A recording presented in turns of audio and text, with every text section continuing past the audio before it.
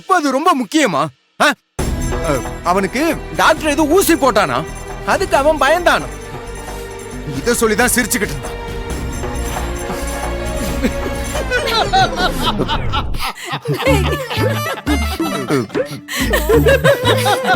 சிரிங்க, நீங்கள் நல்லா சிரிங்க. இன்னைக்கு இருக்கு அந்த கபிலனுக்கு.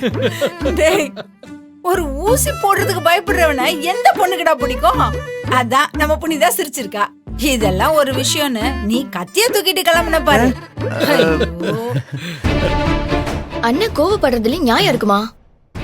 இது வேணும்னா சாதாரண விஷயமா இருக்கலாம். ஆனா புனிதாக்கா எப்ப பார்த்தாலும் கபிலன் கூட தான் இருக்காங்க.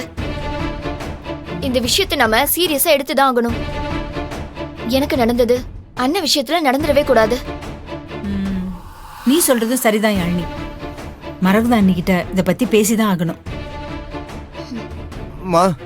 அத்தை கிட்ட பேசி புனிதாவை சீக்கிரம் எனக்கு கல்யாணம் பண்ணி வைக்க சொல்லுமா. அவ இல்லாம என்னால வாழ முடியாதுமா. ப்ளீஸ்மா. என்னடா அப்போ ஒருத்தன் இங்க இருக்கல்ல, எதுக்குடா நீ கவலைப்பட்டு இருக்கிற?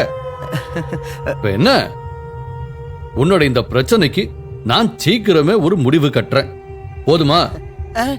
எங்க தட்னா என்ன விழுங்கிறது இந்த நாச்சி முத்துவுக்கு நல்லாவே தெரியும்டா. அதுவும் இந்த விஷயத்துல என் தங்கச்சி மரகதம் இருக்கிற வரைக்கும் எனக்கு எந்த கவலையும் கிடையாது. அப்படியே மேலோட்டமா பார்த்தா மரகதம் நான் சொல்றதெல்லாம் கேட்காத மாதிரி தான் இருக்கு. ஆனா என் பேச்ச மீறி மரகதம் எதுவுமே செய்ய மாட்டா. அவளை வச்ச உனக்கும் புனிதாவுக்கும் நான் கல்யாணத்தை முடிச்சு காட்டுறேன்டா. அட போப்பா, இப்படிதான் ஒவ்வொரு முறையும் நடத்தி காட்டுறேன்னு சொல்ற.